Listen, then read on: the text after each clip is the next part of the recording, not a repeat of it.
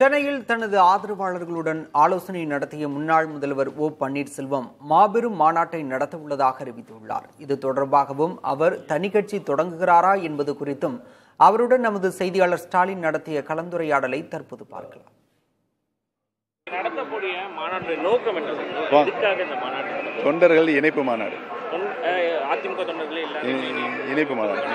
இணைப்பு மாநாடு மிகப்பெரிய எழுச்சி மாநாடாக அந்த மாநாடு வெற்றிகரமாக நடக்கும். அதாவது நீங்க தான் ஆரம்பத்திலிருந்தே பிஜேபி வந்து நெருக்கம் காட்டிட்டு இருந்தீங்க.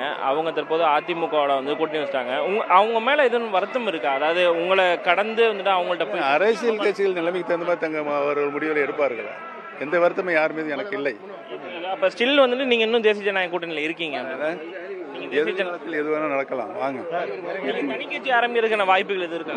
ஏற்கனவே சொல்லியாச்சு, தனி கட்சி ஆரம்பிக்கிறது இல்லை.